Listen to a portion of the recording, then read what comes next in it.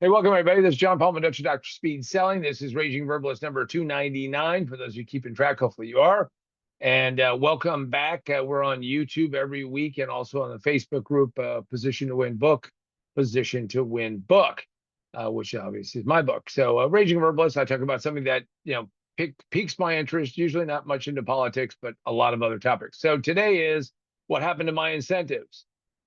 For those of you who don't know or have been unaware of it, but the incentive for buying an electric vehicle has gone away at the federal level, and they were, giving away a nice big fat $7,500, and away you go. And in fact, it had been enhanced for the Biden administration, and now it is gone.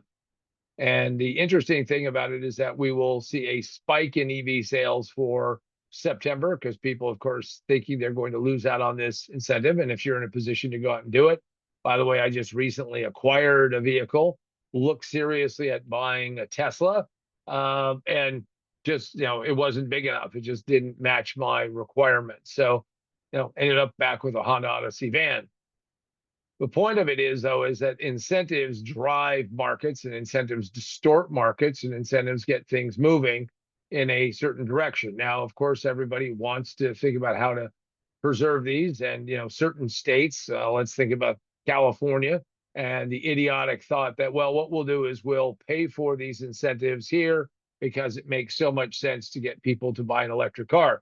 All the while that the grid continues to suffer and be less reliable year in and year out. And also they're raising the prices of electricity. So eventually, you don't end up where you want to go. You recently took an Uber and the guy had a Kia Sportage plug-in hybrid, liked it, complained the fact that he only got about 30, 35 miles of pure electric. Still, he said, it works out by doing that. But because it's a plug-in hybrid, or a PHEV, as they call them, who would come up with that? Not a marketing person. He felt that it was great because he's getting about 39 miles to the gallon. And as an Uber guy, that goes to his bottom line. Enough of that would really change how things go. And of course, because of that, you talk about incentives. So let's say we did that amazing, miraculous thing that the state of California wants everybody to do, which is to go out and buy an electric car and cut our emissions. Well, now how do you pay for the roads? And of course, the folks in Sacramento have it all figured out. They've already voted it in, and it's already been put into federal mandate, which is how to keep track of your miles. So now they're going to charge you a per cent tax per mile on top of the gas tax, because of course that can't go away. So, there you go. It's just like years ago when they passed a tax that was specifically on cigarettes, drove the price of cigarettes up.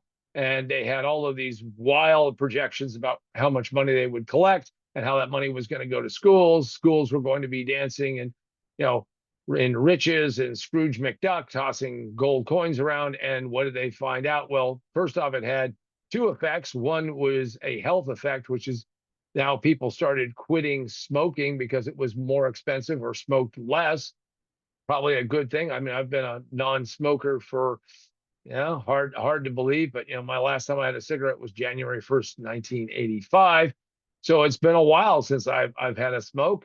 And okay. But the other thing that it did is that there's now a market where people go out and buy cigarettes whenever they're outside of the state of California, because of course the prices have been hiked so high. There you go. So incentives do distort and do push things along. But back to the EV credits. The real question is they give you credits and then they take them away, because the state of California, in their infinite wisdom, and I think this took place also exactly in October 1st. Don't bet on that one, but I think it is that if you previously had an EV, one of the advantages is that you got to live in the carpool lane. Now that's not an Eagles song. That was Life in the Fast Lane, but Life in the Carpool Lane was pretty sweet, because you could be a single driver and be in the carpool lane. And that is now kaput, gone, history, in the dustbin of the past. Now, the downside of it is, of course, is that, whenever you get incentives, the thing you always have to ask yourself is, when will those incentives change and go away? And what will that new distortion of the market, just like they changed this on solar panels, I'm still kind of grandfathered in. Ironically, the electric company was required by law to show me all the plans that I could have. Turns out I'm on my cheapest plan. Of course, I knew that. And they said, well, here's some alternate plans that you could go look at doing. Right. Every single one of them was more expensive, including having an EV would then drive my costs up considerably. So, wow. Because remember that when the fanboys, and I know, is that sexist? I don't know. Fan folk sounds dumb. But anyway, when the fanboys were all talking about how cheap it was to own an EV, and that was a big deal because you could then show how less you were spending on gas and everything. Well, tack on higher electricity costs, cost per mile, and all of those other things, and we're going to find out it's really not as cheap as everybody talked about. And charging, when you do charging outside of your house, and boy, oh boy, does that get expensive. So now you've got people who are trying to figure out when that's going to be. My favorite, of course, was being in Arizona. I had rented a Tesla and was driving it around. And I found out that the electricity charges dropped before 5 a.m. Well, I get up early anyway, so I would get out and grab myself a cup of decaf and protein shake and drive down and plug this baby in and get me an hour of cheap charging. And I thought, man, there are not going to be a lot of people. Place was packed. So there you go. So the question is, what's happening to my incentives now? My prediction is that we will see a steep drop off, not immediately, but we'll see a drop off in the number of electric vehicles that are going to be sold because those incentives were a big deal, and that it will become more difficult. It happened to the solar industry, not only in the US, but in Spain and in Germany and all around the world. And whenever you change incentives and you go from it being too good to pass up to, well, you don't really get what you used to get, then I can tell you that people will not go and do that.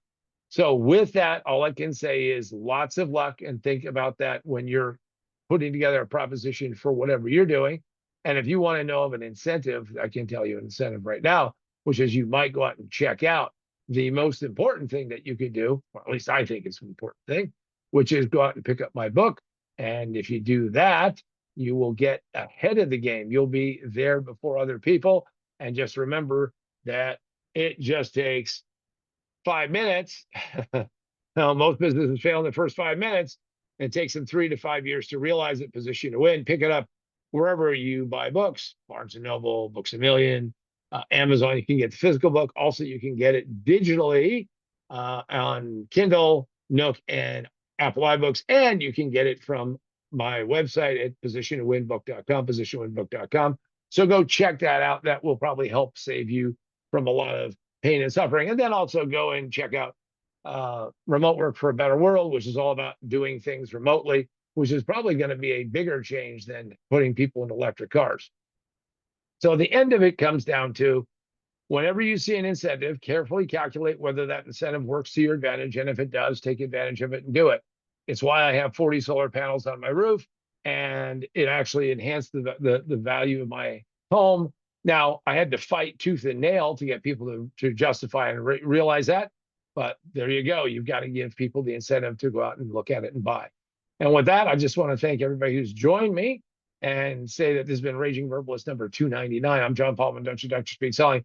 Make sure that your incentives are the right alignment and go out and make it a fantastic day.